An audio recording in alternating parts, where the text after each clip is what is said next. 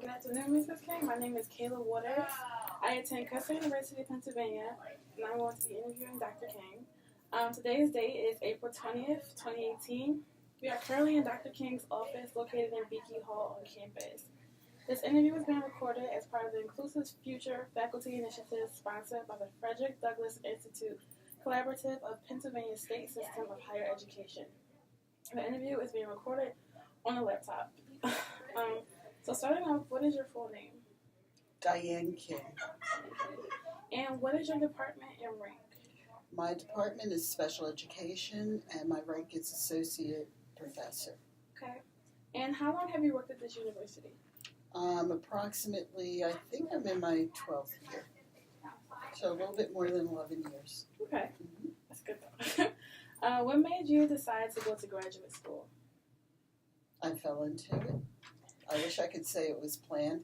Now, my master's I planned. The PhD I fell into. I was moving. Do you want the story? Yes, I do. Okay. I was relocating to Pennsylvania, and I was looking for a teaching position in Pennsylvania. I stopped by Lehigh University to speak to one of the professors there to see if she or he knew of school districts, surrounding school districts where positions were available for teachers. And they were starting their first PhD program at Lehigh University.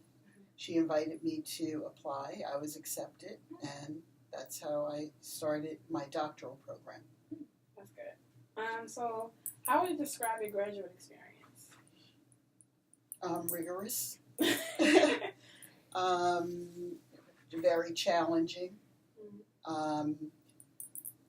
And probably long because it was the first year for the program. So I was required to take, I think it was 75 credits, which is an enormous amount of credits for a doctoral program. So now they take, I think, 60 credits. So I took 15 more than the normal. But it was challenging, but it was rewarding because I was a full-time research assistant for the first 2 years. And then I sought full-time employment and then completed the program after I completed the first 2 years of full coursework. Okay. And how did you choose the field you wanted to go into? I was already a teacher. In special ed at the preschool level, working with preschool children with disabilities. And I just wanted to continue in special education. At what point and why did you want to become a professor? I wanted to not become a professor for the research, but I wanted to become a professor for teacher training. So I wanted to become a teacher trainer. Okay. And that's why I primarily work at the undergraduate level, because in the state of Pennsylvania, certification is at an undergraduate level. So to train teachers, I really need to work at the undergraduate level. So my focus really is teacher preparation. Now, in regards to your life as a professor, what are your responsibilities as a faculty member? Numerous. We are responsible for teaching 12 credits of course load, which is unheard of. Not unheard of, but mostly state colleges have that requirement. If you're at a research institution, you're going to teach anywhere between 6 to 9 credits. Because we're not a research institution, we are teaching 12 credits per semester, which is a pretty heavy load. But in addition to that, you also must publish. So there's research on top of the teaching load, the heavy teaching load. And there is also advisement of students. There's committee work.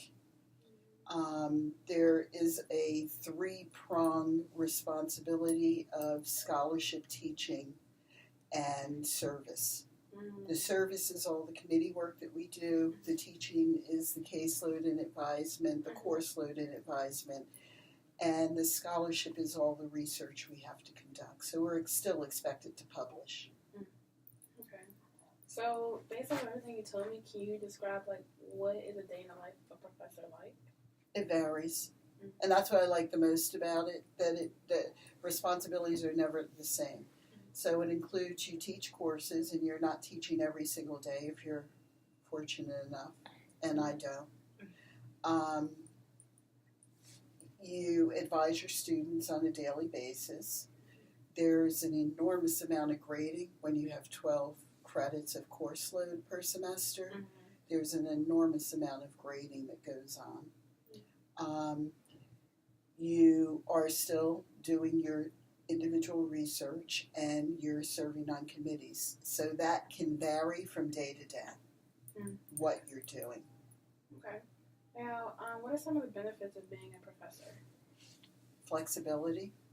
It's similar to being self-employed, so that because your schedule varies, and the more senior faculty you are, the more you can select your course, your teaching schedule. So that's a benefit. Like I said, I don't teach every day. So you can select your course schedule. That's a benefit. You can select your own interests in research, so that varies. That's what I like the most about it, the flexibility of the schedule. But you're constantly working. So anybody that tells you that being a college professor means that, oh, you go in, you teach your classes, and you're done, no, that is not true. No. Almost every night I'm working. So it is more than a 40-hour-a-week job. And going into like, what's your least favorite part of the job?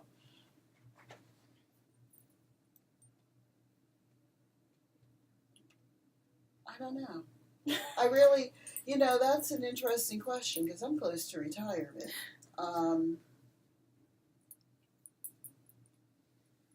Let's go back to my favorite part. Actually, my favorite part would be not just the flexibility, but the students. I love working with students. I still love teacher training. My least favorite part of the job, I guess it would be the bureaucracy. There's always hoops you have to jump through in any position that you hold, no matter what the field is. So that would probably be my least favorite. When it doesn't, when it has a negative impact on students, that's my least favorite part. Okay. How can a professor get promoted or advance their careers within this institution? This one? So this within KU. I understood.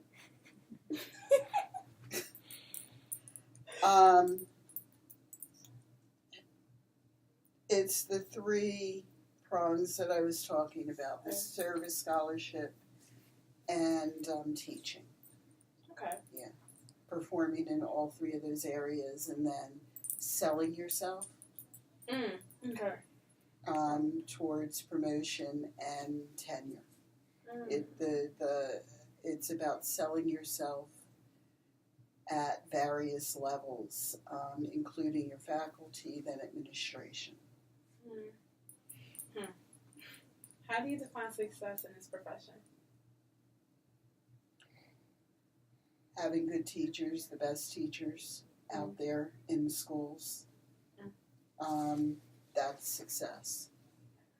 Because I am a teacher trainer, therefore the product would be the teachers that we produce to work in schools, and in particular urban schools for me. So if I'm not producing really good teachers, and I'm not saying they can give tests and all that, I'm saying that they care about their students, they make sure their students achieve to the level that they're capable. That's success. Now, there's some closing questions. Do you think it is important for more underrepresented minorities to become professors? Why or why not?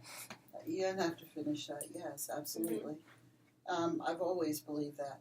I believe that, especially in education, we have so few even education majors of color. And that's always been something that I've cared deeply about.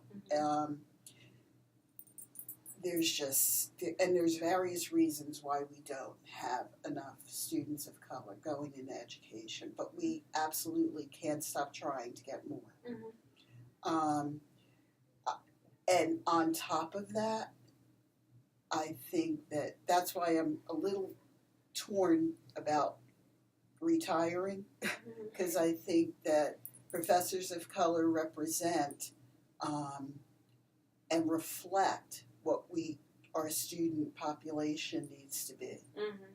So absolutely we need more professors. And it doesn't, let's go outside of education, it doesn't matter. We still need more professors across every university going in the field.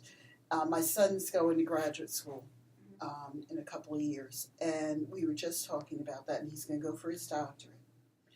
And we were just talking about it. When I got my doctorate, I would look at the percentage of African American faculty getting PhDs, and it was 3.6% back in 1991. Now, I looked, because he's going to get his, I looked, and it's climbed all the way to 7-point-something%. That's not enough. That is not proportional to the population of African Americans in this country. So something is wrong. So yes, I think that's crucial. Is there anything that I did not ask that you would like to add? No, I think you covered it. Really good questions. Okay, well, thank you so much for taking time to interview with me today. Thank you. Thank you for interviewing me.